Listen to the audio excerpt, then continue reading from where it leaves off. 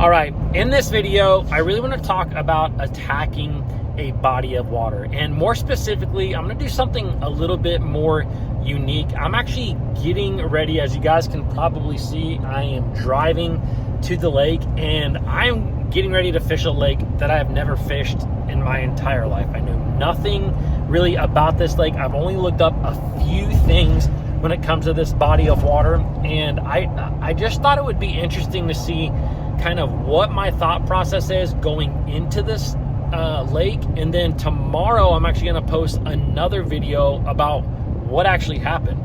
And so it's going to be kind of interesting to see the differences between what I thought going in and then what actually went down, because it's very rare that what actually you think might happen happens. Maybe not all the time, maybe it does happen like that, but there's always some little things that you don't know. And so in this video, I'm going to talk about how I'm going to attack this body of water. Hopefully it'll help you when you go to attack your own bodies of water. Now, as you guys can see, I am driving, so I'm not going to be looking down over at the camera a whole lot. I can assure you though that I am being safe. Also, before we get into the video, this one is brought to you by Fin Fishing. And right now for the month of June, I am running a package deal. It's kind of a BOGO, where basically if you get a USA made sun shirt, which is, as you guys know, one of the only sun shirts made in the US, you will actually get a free rod glove. So this is a neoprene rod glove. It's a high quality rod glove that really helps you to be able to organize your rods, and it is not that mesh material that constantly gets hung on your baits. So real simple, all you got to do, add the sun shirt that you want to cart and also add the rod glove that you want to cart, because I do not have unlimited supplies of rod gloves. I want to make sure that I can actually get out what you guys order. Now, all right, now let's talk about this lake a little bit. The lake that I'm going to be fishing tomorrow is a more northern natural lake, and from what I understand, it's pretty similar to a lot of lakes that you will fish in the north, meaning that it's fairly clear water. It has rock in it. It has a lot of grass in it. I am not too sure if it has smallmouth in it, although maybe there's a lot of lakes up here that do have smallmouth in them. I do know it has a good population of largemouth. So I want to talk again right now about a few things that I'm thinking going in. Now, this lake is up in the northern part of the country, and so it is June right now, but the thing is that we are coming up on a full moon this week, so that has me thinking a couple of different things than I might not always be thinking going in. Now, first of all, even though it's June, I am in the north and we do have that full moon. And so I do potentially think that there's going to be bass really shallow and on beds. I do not know if fish have spawned on this lake yet. I'm sure some have.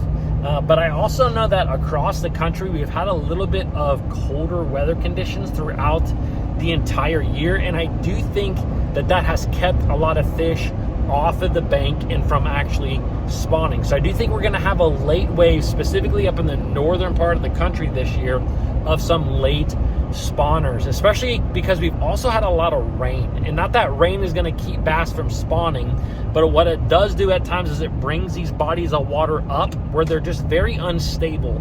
And bass really like to have stable conditions when it comes to spawning. So I could 100%, first of all, see bass that are on beds when I get to this body of water, which, you know, bed fishing, some people hate it. I kind of like it. I love it. I'm going to be releasing these fish right back to the beds. So I know that I'm not going to be hurting any type of population, but let's kind of go on with the next thing that I'm also thinking is, because this full moon is happening, I think that there's potentially also going to be a bluegill spawn happening. You guys know I've been talking a lot about the bluegill spawn here recently, because I just sincerely feel like there's still a lot of guys that do not focus on a bluegill spawn a lot, and it's truly one of the best ways to catch big bass. And it's also a very easy pattern to go around looking for bluegill beds and then find bass that are close by.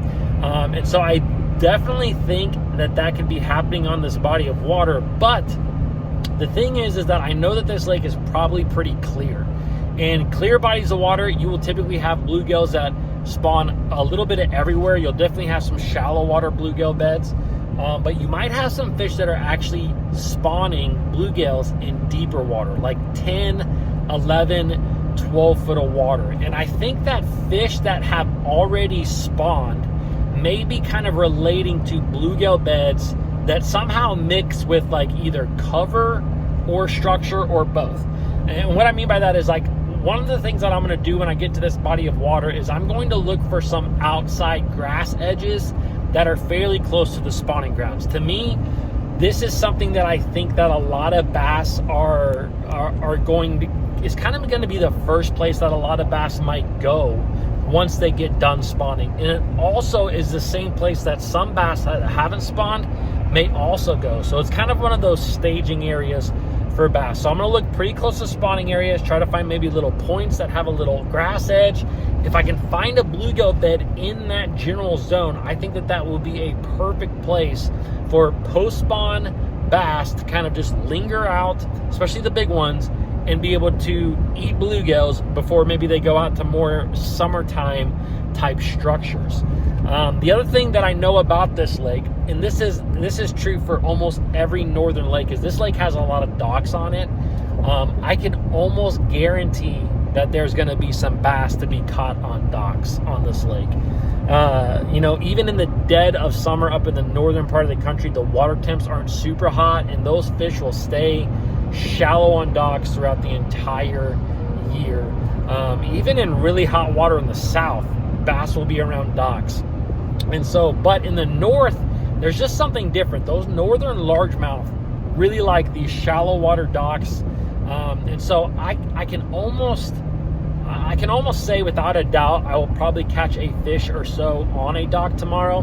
The only thing that's kind of funny is that I do not like catching fish on a wacky rig around docks. And I know that that's like the stereotypical thing to do when you're dock fishing, is to skip a wacky worm. And the thing why it's like, why everyone does it is because it's so easy to do, and it gets so many bites. Like, there's no real reason for me to not like it besides the fact that I don't like it. Like, I would rather skip a jig up under there. I would rather skip a swim bait.